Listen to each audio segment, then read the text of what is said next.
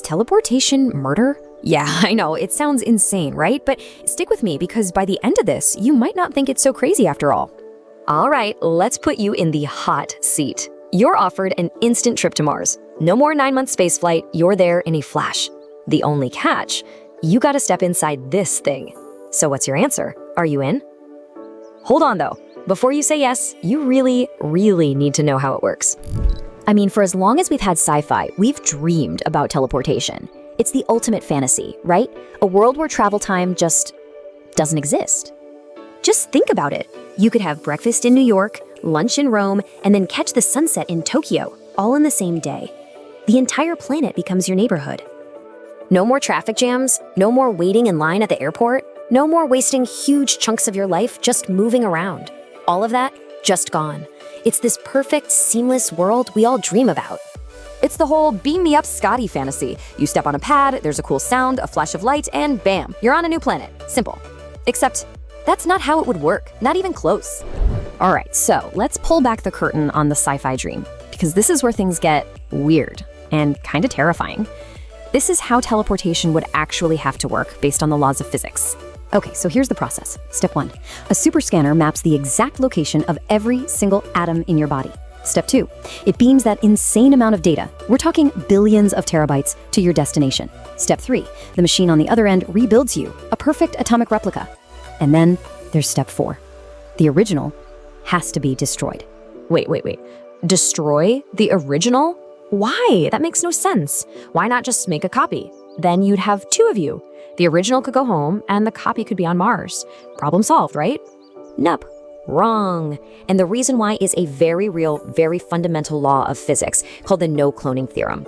Basically, quantum physics says you cannot create a perfect, identical copy of something without destroying the original in the process. To get the data, to know where every atom is, the scan literally has to, well, take you apart. So think of it this way. It's not a transporter. It's a 3D fax machine. A fax machine that scans you, sends the info, and prints a copy. But to do it, it has to run the original through a shredder. And that brings us to the core of the paradox, the big, mind-bending question. If a perfect replica of you arrives on Mars, with all your memories, all your feelings, thinking it's you, is it? Or did you just commit suicide in a fancy fax machine on Earth? You know, this isn't just a nerdy sci-fi debate. A brilliant philosopher named Derek Parfits obsessed over this exact problem. He spent his whole life trying to figure out what actually makes you, you. And he kind of boiled it down to 2 big ideas. On one side, you've got bodily continuity. This is the simple idea that you are your physical body. Your brain, your bones, your atoms. If that body gets destroyed, you're gone. Game over. But on the other side, there's psychological continuity. This says you are basically your software, your memories, your personality, your thoughts. As long as that pattern keeps going, even in a new body, then you've survived. So think about this. The person on Mars wakes up. They remember stepping into the machine. They feel like they just had the most amazing trip. They feel exactly like you. Are they wrong? Is their feeling of being you just a delusion? And if that's not freaking you out enough, oh, it gets so much worse. See, we've only been talking about the physical side of things. We haven't even touched on the truly terrifying part. What does your mind experience during that split second of travel? Well, the master of horror, Stephen King, actually wrote a story about this called The Jaunt. In his world, teleportation is common. It's called jaunting, and it's instantaneous. But there's one critical rule. You have to be knocked out for the trip, no exceptions. And the reason for that rule is pure nightmare fuel.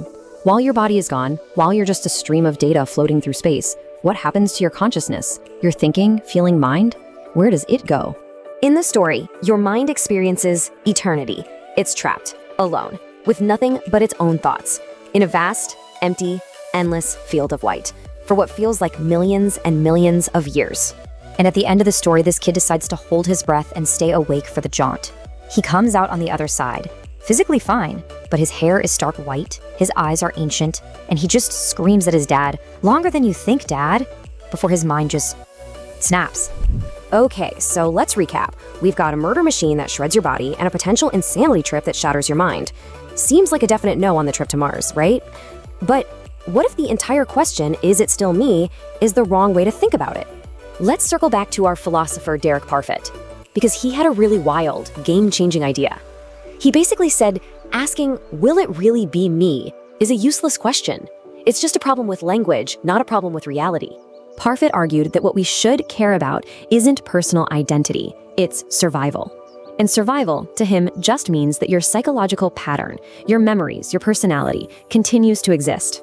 So as long as someone wakes up on Mars who thinks and feels like you, what's important has survived. Who cares if we call them you or your copy? The essence of you has made it. Okay, I know this all sounds like trippy philosophy and sci-fi horror, but here's the kicker. Quantum teleportation is real. It's not science fiction. It's happening right now. I mean, look at this. We've already teleported photons, particles of light. We've teleported quantum data, which is the foundation for the new quantum internet. Scientists think we might be able to teleport a molecule by 2045. A human? Yeah, that's still a long way off. But the basic science? It's already here. The first steps have been taken.